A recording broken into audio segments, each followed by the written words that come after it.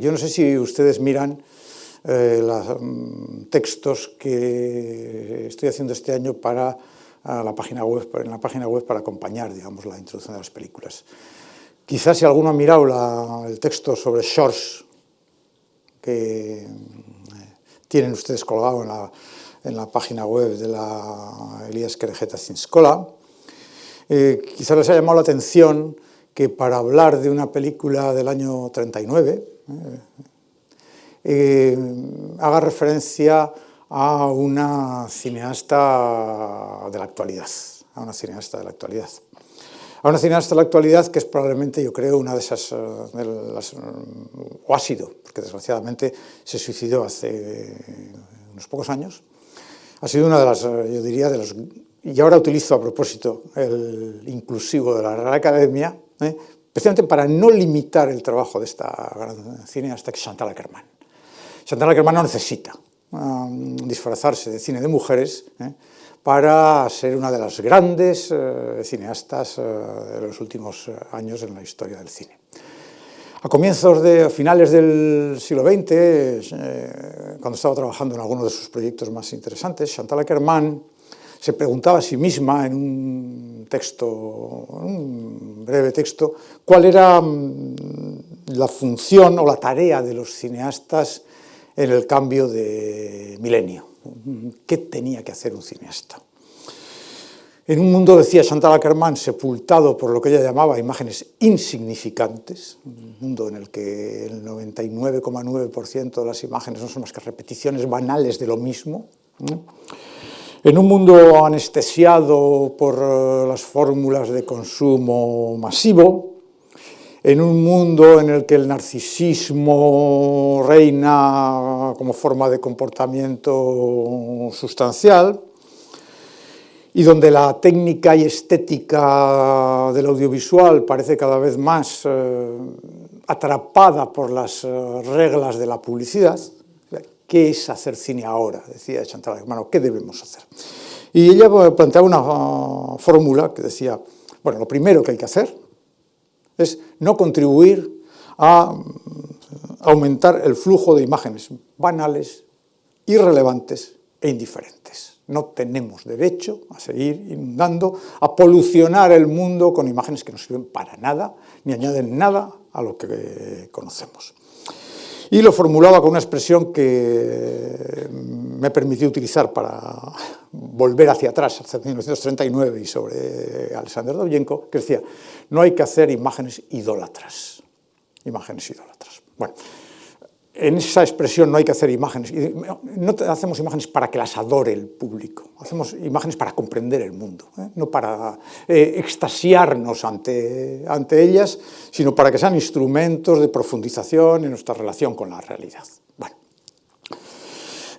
pensando en este ciclo, una de las cosas que supe desde el principio es que quería una película de Alexander Dovzhenko. ¿Por qué? Bueno, porque desde mi punto de vista, junto a su majestad Eisenstein, si quieren ustedes, Sergei Mikhailovich, también más conocido entre los cinéfilos como su majestad Eisenstein, desde mi punto de vista, personal, claro, el otro gran cineasta soviético y ruso, si quieren ustedes ampliar a la época posterior, es sin duda Alexander Dovzhenko. Mucho menos conocido en Occidente y entre nosotros prácticamente nada, porque, como se pueden imaginar, ni una sola de sus películas alcanzó no ya las salas de exhibición, sino ni siquiera los circuitos comerciales, los circuitos de los cineclubs y este tipo de ambientes, donde las películas de Eisenstein más o menos sí tuvieron una cierta difusión muchos años después, etc. Entonces quería un Dovzhenko porque espero que esta película pruebe. Estamos ante uno de los grandes cineastas soviéticos, y no solo soviéticos, ante un cineasta de primera magnitud. ¿Qué película elegir? Si hubiera ido a lo canónico, hubiera tenido que elegir La Tierra, 1930, una de las más famosas películas del cine mudo, la película que le consagra definitivamente, el acorazado Potemkin de Eisenstein, La madre de Pudovkin, La tierra de Dovzhenko. Las tres películas que todo el mundo cita, las haya visto o no, del gran cine soviético anterior a la era de Joseph Stalin. Pero me parecía que La tierra no reunía algo que me parecía importante, que es mostrar una película en la cual se viera o se pudiera ver, primero, no solo asistir a una gran película, una película que se defiende sola, por así decirlo, y que presenta elementos que luego entraré en algunos de ellos, extraordinariamente hermosos y fascinantes, sino que además es una película en la que se puede ver todas las contradicciones del artista soviético, por una parte fiel al régimen y trabajando para el régimen en el que cree y al que sirve, pero las limitaciones que el talento cinematográfico se encuentra en el choque con la burocracia. Todo el mundo conoce el caso de lo que llamaríamos, si quieren ustedes, el martirologio de Sergei Eisenstein.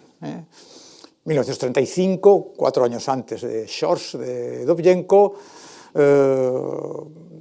fracasada su aventura occidental, Eisenstein vuelve del periplo por Estados Unidos y por México con las manos vacías. Ha tenido que abandonar el material que ha rodado en México, hasta muchos años después no se recuperará en la Unión Soviética ese material y nunca podrá montarlo ni organizarlo. Tiene la posibilidad de hacer una película que se va a llamar El Prado de Beijing, pero enseguida se desatan, digamos, las críticas de la burocracia. El Prado de Beijing contaba la historia de un hijo de un kulak, es decir, un gran propietario en la época de la colectivización en el campo soviético, en el campo ruso, que denuncia a su padre, llevado de su fervor revolucionario, y condena a muerte, digamos, a su padre. El discurso era, por una parte, muy favorable, obviamente, a las posiciones oficiales del Partido Comunista, pero la visión de Eisenstein les parecía demasiado trufada de freudismo, edipos y cosas que no se veían con ninguna simpatía por parte de las autoridades. Bueno, les ahorro la larga y compleja gestación de la no película, porque en un momento determinado las autoridades, el Comité Ejecutivo, el Partido Comunista y Boris Shumyatsky, el ejecutor en el mundo del cine de las ucases del Comité Central, decide que la película debe ser no solo interrumpida, sino además destruida. De hecho, la película se destruye físicamente. Dice Jean-Luc Godard en la Histoire du Cinéma, si ustedes se acuerdan, los que vieron completa la Histoire du Cinéma, se acuerdan que hay un momento en que Godard fabula sobre que quizás las mejores películas de la historia del cine sean las que nunca se han hecho. Podríamos añadir un matiz a ese nunca se han hecho, o quizás a las que se han hecho, pero han sufrido un cierto martirio, aquellas que no son como los directores querían, pero así todo han sobrevivido. Bueno, del Prado de Beijing, los censores decidieron guardar un fotograma por plano rodado por Eisenstein. Quizás alguno haya visto el montaje que se ha hecho con esos planos, en lo cual vemos un fotograma de cada uno de los planos que Eisenstein rodó. Ni siquiera acabó el rodaje, pero de lo que rodó se conservan. Cada fotograma es deslumbrante y uno puede pensar cómo hubiera sido la película, pero es evidente que lo que tenemos ahí es simplemente los restos. Bueno, a eso le siguió una autocrítica por parte de Eisenstein, una humillación pública, diciendo, bueno, me he equivocado, bueno, esas cosas que había que hacer en los regímenes en aquellos años. El propio Dovzhenko participa en estas sesiones de autocrítica de Eisenstein, criticando al camarada Eisenstein, que por otra parte había sido el primer cineasta ruso que había defendido el cine de Dovzhenko. La primera película importante de Dovzhenko, Zvenigora, es Eisenstein el que la lanza, digamos, con un artículo extraordinariamente elogioso, recomendando, este es un joven cineasta al que hay que promover como sea.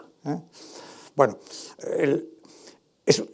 la crítica de Dovzhenko es muy cariñosa, pero contribuye también en su medida al triste fracaso, al triste final de esa película de Eisenstein, que luego realizará también, un poco después, Alexander Nevsky en mayor gloria de Stalin y de la línea oficial del Partido Comunista.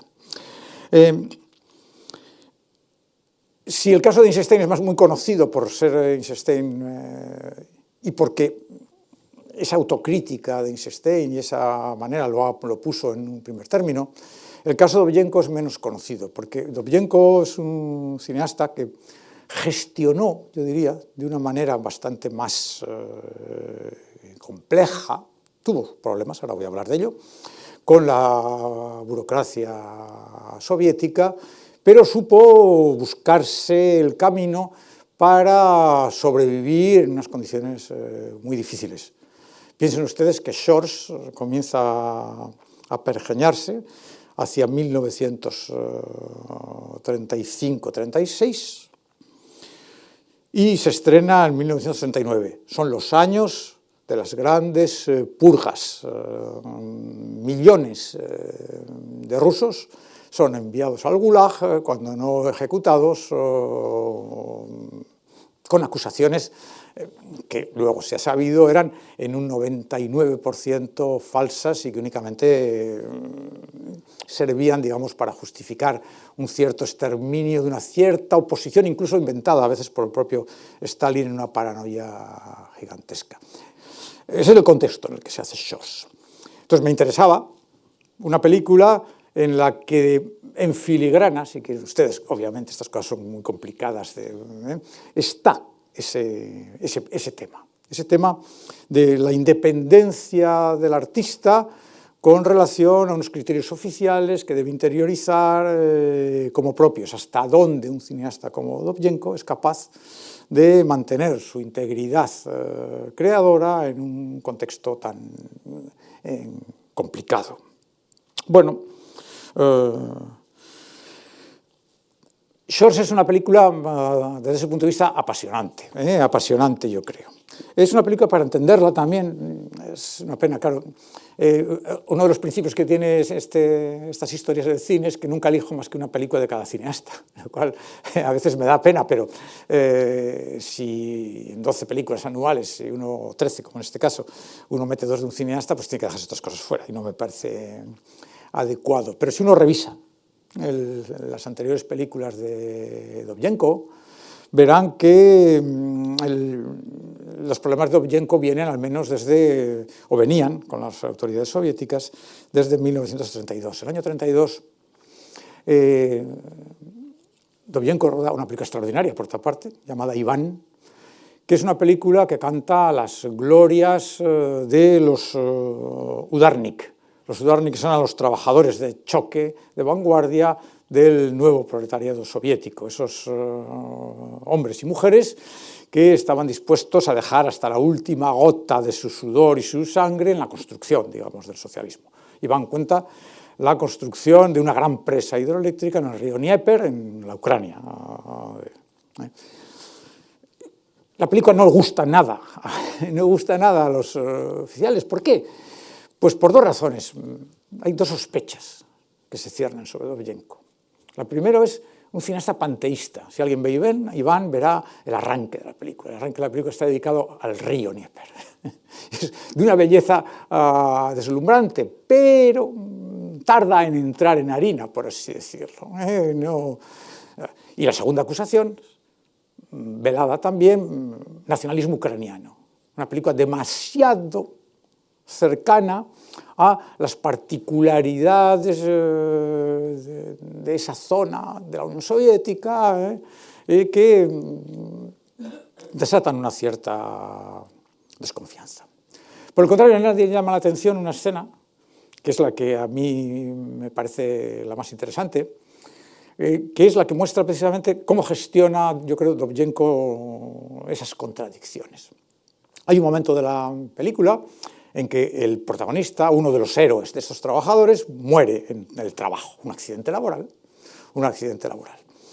Y Dovzhenko muestra cómo la madre de ese personaje, cuando va a dirigirse a donde los burócratas que dirigen la construcción de esa central hidroeléctrica, para decirles, bueno, pero ¿qué ha pasado con mi hijo?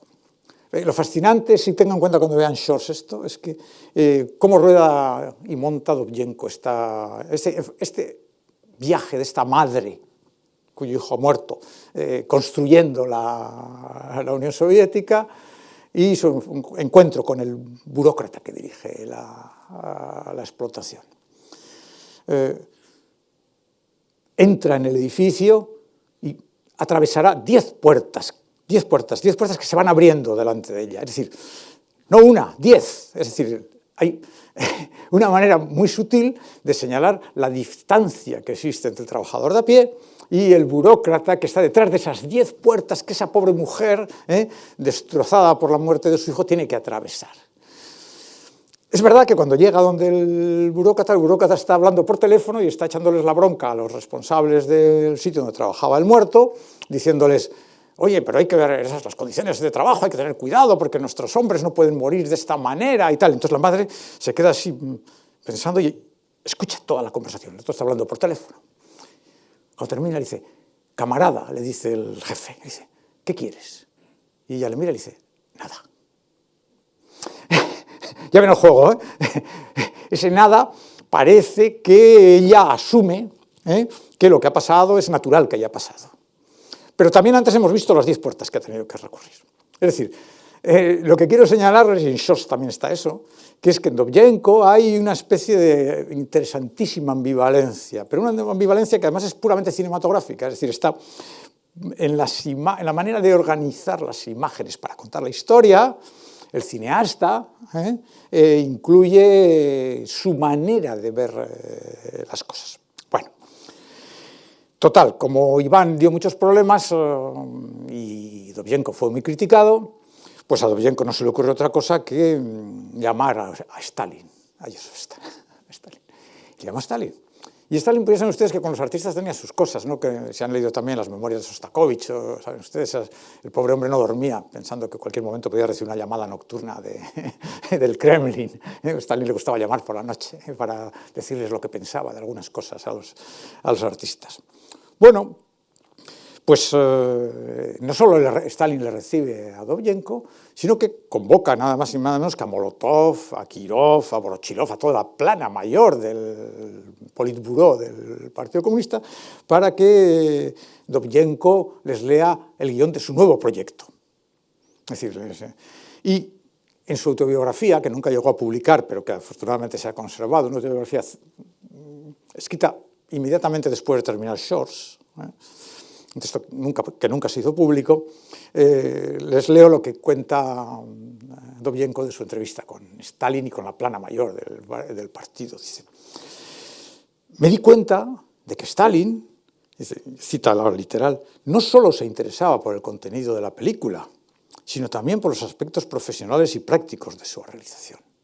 Es decir, que la manera de Dovzhenko, Stalin controlaba, por así decirlo, o quería controlar todos los aspectos. Unos años después, uno de los grandes críticos italianos de izquierdas, Guido Aristarco, director de una revista llamada Cinema Nuovo, en un pequeño y por otra parte muy interesante folleto sobre Alexander Dovzhenko, hablaba de esta escena y fíjense cómo lo cuenta.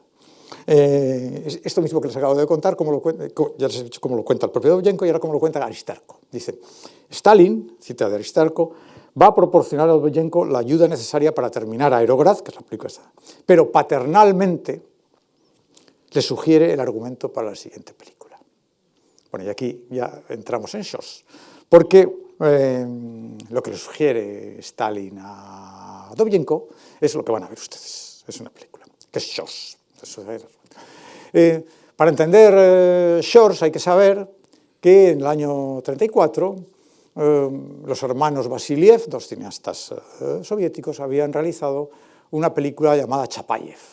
Chapayev es el nombre de un famoso guerrillero popular en la lucha de los rojos contra los blancos inmediatamente después de la toma del poder por los bolcheviques, que asola a Rusia durante varios años. Chapayev se convierte en el modelo cinematográfico plebiscitado por la dirección del Partido Comunista como obra a imitar los valores que esa película promovía, esa manera de concebir el realismo. Ese mismo año, el 34, el mismo año que aparece la película de los Vasiliev, se ha realizado el primer congreso de escritores soviéticos, presidido nada más y nada menos que por Andrei Zanov, brazo derecho de Stalin, en el control, digamos, de la intelectualidad. Y ese congreso es el que acuña la noción del realismo socialista como gran opción creativa. Ha llegado el momento de abandonar los flirteos con las vanguardias que hasta ahora algunos cineastas de aviacionistas, como el propio Eisenstein, Bertov, etc., han cultivado, para centrarnos en películas ejemplares que enseñen a la población soviética cuál es el modelo que proponemos. Porque, como dice Zanov, no queremos que se nos muestre lo que hay, queremos que nos muestre lo que debe haber. Es decir, queremos, con lo cual quiere decir, no se puede mostrar críticamente la situación actual, muy complicada, difícil, la gestión del día a día en esos años en Rusia no es ni medio sencilla, sino por el contrario lo que hay que hacer es películas que propongan grandes modelos de comportamiento en esa construcción de la nueva sociedad socialista. Bueno. Leo a Zanov, literal. La veracidad y la concreción histórica de la representación artística deben combinarse con el deber ideológico de reformar y educar a los trabajadores en el espíritu del socialismo. Este método, aplicado a la literatura y a la crítica literaria, podríamos decir aplicado al cine y a la crítica cinematográfica, es lo que nosotros llamamos método del realismo socialista, tomando una expresión de Maxim Gorki, que era el gran escritor, digamos, el gran artista que había optado por la revolución y convertido, digamos, en la figura de cabecera en la Unión Soviética. Bueno, entonces Stalin le dice a Dovzhenko, en este contexto, Stalin le dice a Dovzhenko, quiero una película sobre un Chapayev ucraniano. Es decir, quiero una película como Chapayev, pero sobre un personaje ucraniano. Nuevamente cito a Dovzhenko. Stalin, dice Dovzhenko en esa autobiografía que guardó y que nunca hizo pública, y que se hizo pública cuando sale, después de la caída, digamos, del comunismo, etc., hizo comentarios en voz alta. Dice, y yo me di cuenta, dice Dovzhenko, que con ellos trataba de hacerme descubrir, a través de su propia sensibilidad, las reglas de la creación artística. Ahí es nada, ahí es nada. El gran artista recibiendo lecciones del gran jefe, por así decirlo, ¿no? A través de su propia sensibilidad me hacía descubrir las reglas de la... Bueno, obviamente, ¿qué dijo Dovzhenko? Sí, hago la película, claro que la hago. El personaje real elegido, porque es un personaje real, fue un militar, un luchador también en la guerra de rojos contra blancos, llamado Mikhail Shors. Shors es el nombre del protagonista de la película. Un jefe militar que agrupó en torno suyo una brigada de combatientes que pelearon a favor del régimen soviético contra los blancos, primero contra los invasores alemanes y austriacos durante el final de la Primera Guerra Mundial, y después, una vez ya instaurado el régimen bolchevique, contra los blancos en Ucrania hasta la derrota final, digamos, de los blancos.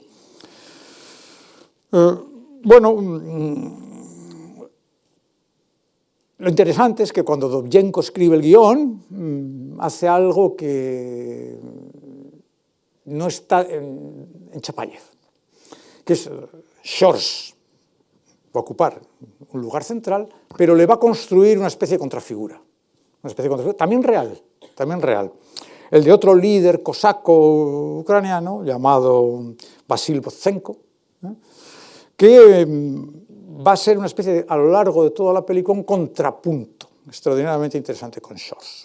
Todos los elementos que definen a Shores están, digamos, invertidos, si quieren ustedes, en el personaje de Dovzhenko. El propio Dovzhenko contó siempre, dice, tuve bastantes problemas para escribir el personaje de Shores. Dice, me fue muy fácil escribir el de Dovzhenko. ¿Por qué?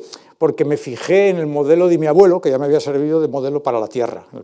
El campesino anciano de la tierra ya le había servido de modelo a su abuelo, y aquí ahora se había inspirado ahí. Bueno, 11 meses para escribir un guión, en el que, según sabemos, tanto el propio Stalin como su círculo próximo miraban por encima del hombro de Dovzhenko y de los escritores que lo hacían. 20 meses de rodaje, afectado de lleno por el drama brutal que estaba en ese momento atravesando la Unión Soviética. Shores está rodando en los años 37 y 38. Los que sepan algo de la historia de la Unión Soviética sabrán que a partir del 1 de diciembre del 34, momento en que uno de los miembros del Politburó, Sergei Kirov, fue asesinado en Leningrado, se duda de si ese asesinato se debió a la reacción, como en su momento se publicitó, o incluso si no fue obra del propio Stalin para justificar toda una serie de actuaciones en torno a los dirigentes, la vieja guardia leninista que compartía todavía con él relativamente el poder, pero a partir de ese momento, el 34 hasta prácticamente el 38, con el último gran proceso de Moscú, en el cual los viejos compañeros de Lenin en la toma del poder se declaran espías hitlerianos, se declaran algo que obviamente sobrepasaba con la bendición de la izquierda mundial y obviamente en la Unión Soviética. En esos años las purgas y la liquidación, digamos, de toda una parte de los viejos bolcheviques es realmente notable e importante. Las purgas afectan también a Shores, al rodaje. Dovzhenko, que siempre había sido tiene una trayectoria también política un poquito compleja, pero desde el primer momento se había unido a la revolución y había querido ingresar en el Partido Comunista, donde no le fue fácil ingresar. Ese nacionalismo ucraniano, algunas veleidades juveniles con algún partido democrático, entre comillas, burgués, hacían que se resistieran a darle el carné oficial. Pero había contratado, para ambientar con veracidad la película, a un amigo suyo que había tenido la fortuna de ser uno de los lugartenientes de Mikhail Shores. Por tanto, conocía de primera mano la historia. Bueno, en el año 38 las purgas liquidan prácticamente toda la dirección del ejército soviético y prácticamente toda la oficialidad ucraniana es fusilada o enviada al Gulag.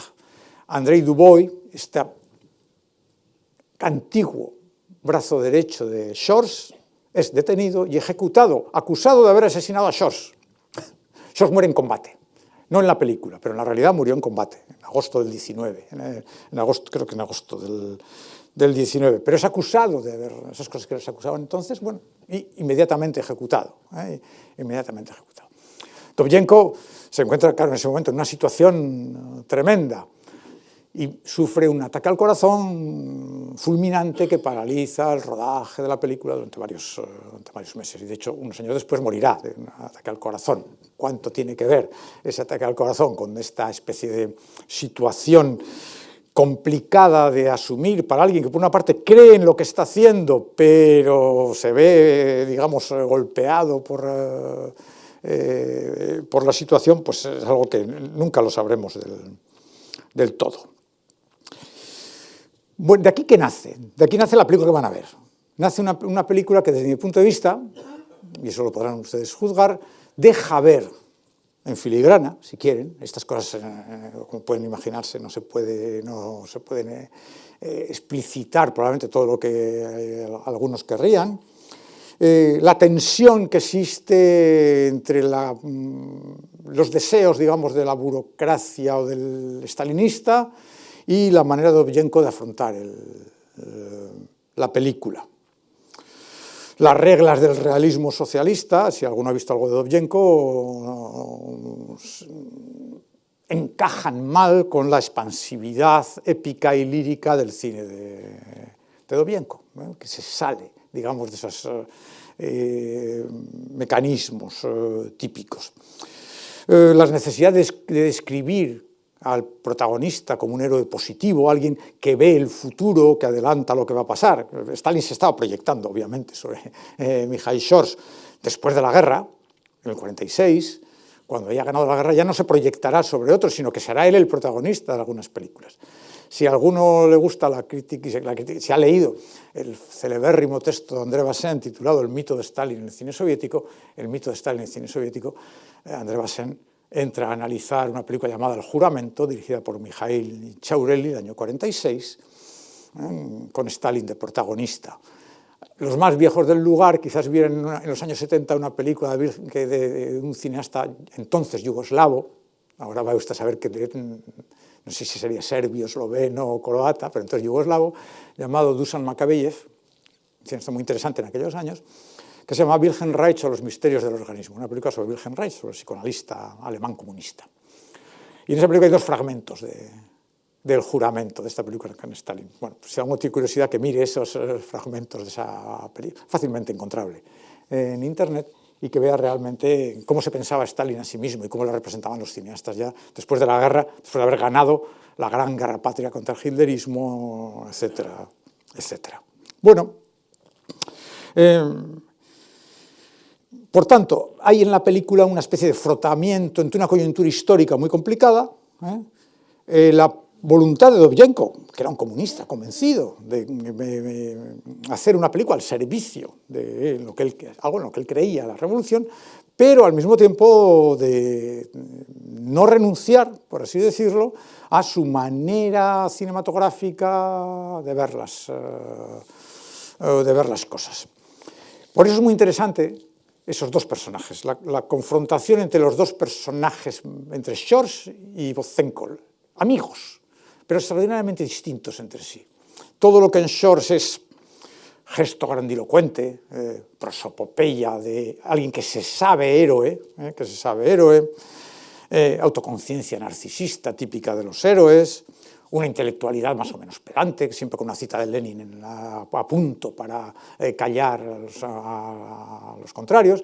En Dovzhenko es lo contrario, la espontaneidad del campesino que vive la vida de manera directa, que se emociona, que llora con sus hombres, que comparte con ellos las cosas, que si hay que coger a los burgueses, reunirlos en un cine de Kiev y decirles la pasta con una ametralladora en el escenario, lo van a ver en una escena estupenda, lo hará, pero es otra manera distinta, es una manera mucho más humanizada, por así decirlo. Entonces, Dovzhenko muestra los dos elementos.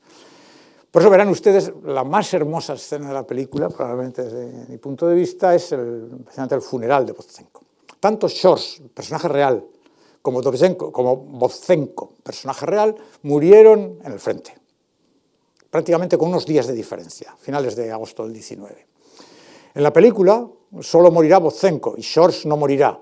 Y la última escena oficial de la película, la escena en la cual Dovzhenko veremos a Shors pasar revista desde una ventana a las nuevas formaciones perfectamente organizadas del nuevo ejército rojo.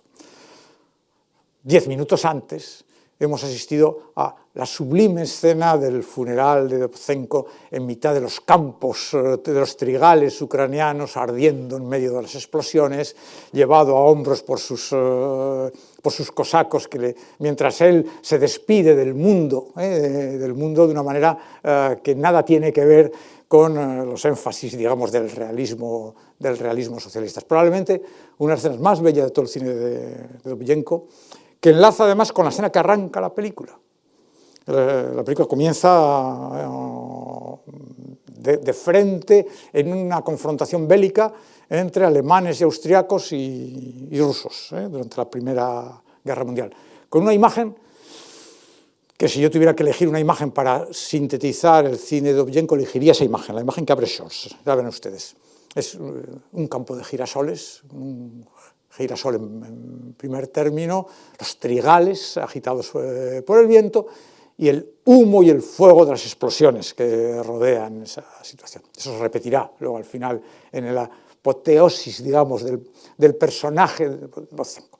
Entonces, ¿cómo leer eso? Bueno, yo creo que hay que leerlo en ese territorio de la contradicción, en ese territorio de eso que decía. Por una parte, quiero lo que me propone Stalin, no estoy de acuerdo, yo quiero a la Unión Soviética y quiero que la Unión Soviética sea pero hay cosas que no puedo aceptar. Está el ataque al corazón y luego está en la película. En Iván estaba esas 10 puertas que se abren, que separan a la madre, y en Shores está ese otro personaje, el contrapunto, por así decirlo, el contrapunto humano a la esterilidad del personaje de Shores. Bueno, ya les he dicho, Shores, por ejemplo, no bebe, no duerme.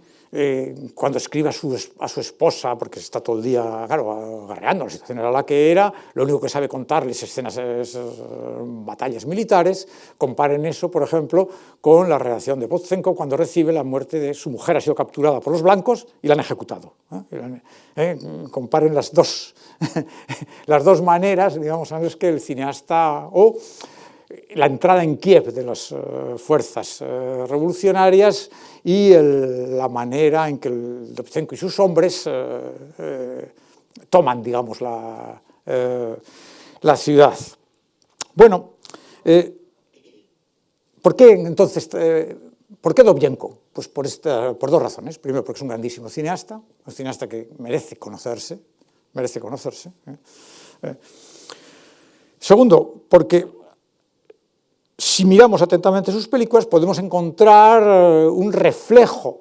El arte en general nunca es un reflejo directo de la realidad, siempre es un reflejo indirecto, complejo, a veces distorsionado, se parece más a una cosa de un espejo cóncavo, si quieren ustedes, o convexo, que al espejo que frontalmente nos devuelve nuestra propia imagen. Y hay que saber mirar en el interior o en esa deformación que el cineasta nos ofrece para reencontrar, digamos, la realidad. Lo que más me interesaba, para ponérselo, digamos, a ustedes, era ese gran cineasta confrontado a una situación extraordinariamente complicada, en la cual, por una parte, comulga con las ideas centrales que le llevan a aceptar el encargo. Por otro, vive eso como una extraordinaria limitación. No es exactamente lo que haría. Shores es una película marcada, una película que lleva las cicatrices, si uno la ve con atención, las cicatrices de su propia realización. Si el martirologio de Eisenstein es el martirologio de la destrucción absoluta de la obra, Shores es, por el contrario, algo muy interesante, que es cómo sobrevivir aceptando las limitaciones, cómo aceptar ese gesto paternal de Stalin que te explica cómo tienes que hacer las cosas y que Stalin acepte la película. Bueno, la película será premio Stalin, le darán el premio Stalin a la película. Con todo tuvo también sus críticas, hubo gente que le parecía demasiado, precisamente que el personaje de Dovzhenko era un poquito... a Stalin le soplaban al oído, mira, es que es nacionalista ucraniano este Dovzhenko, fíjate ese personaje, ahí lo tienes. Claro, yo incluso cuando veo la película me pregunto, ¿y si Stalin, cuando le decía, hazme un Chapayev, hazme una película, estaba haciendo dos cosas a la vez?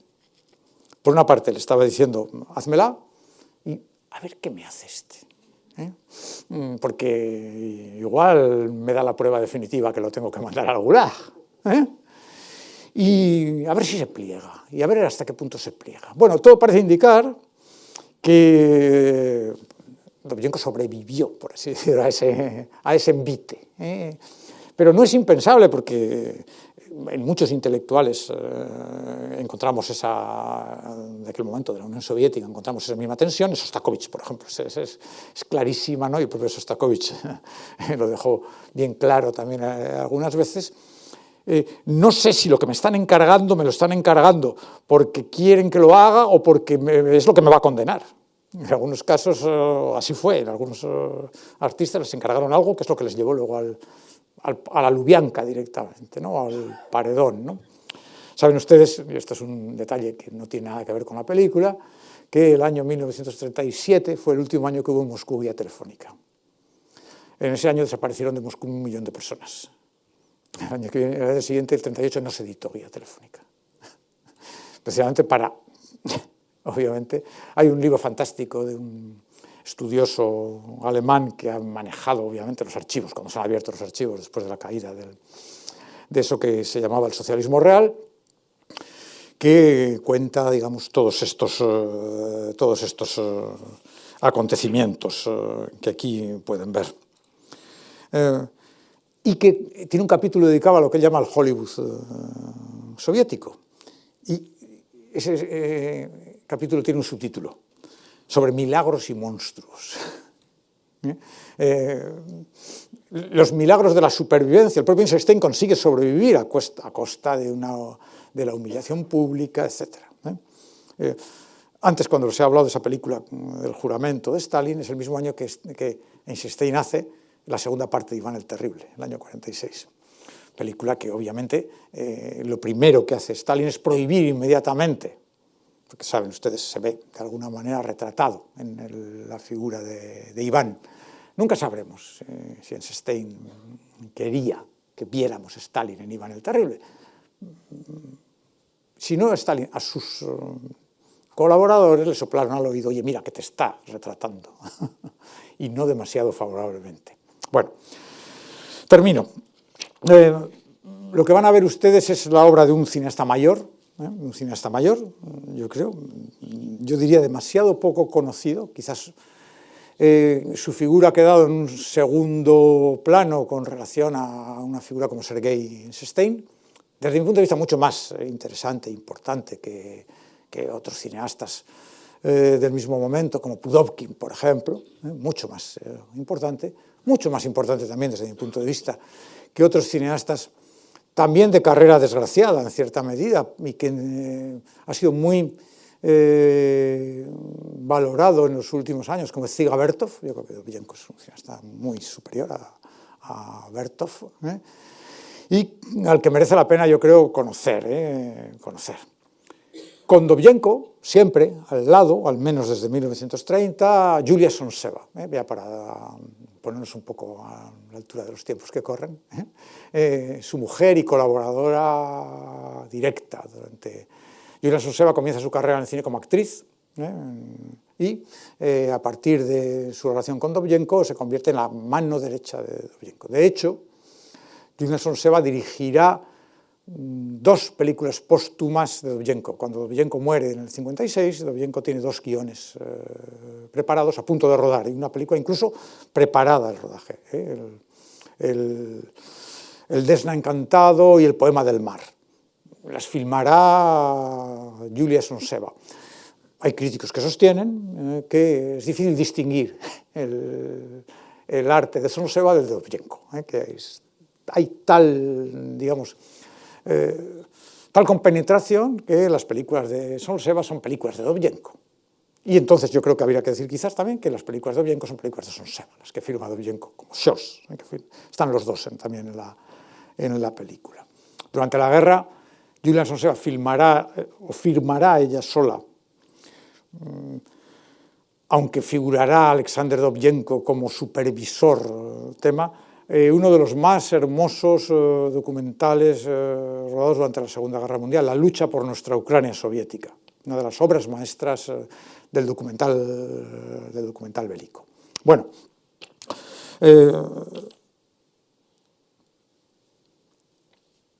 les queda a ustedes juzgar, valorar y ver. Para decir lo que digo siempre, espero que les guste tanto como me gusta a mí. Gracias.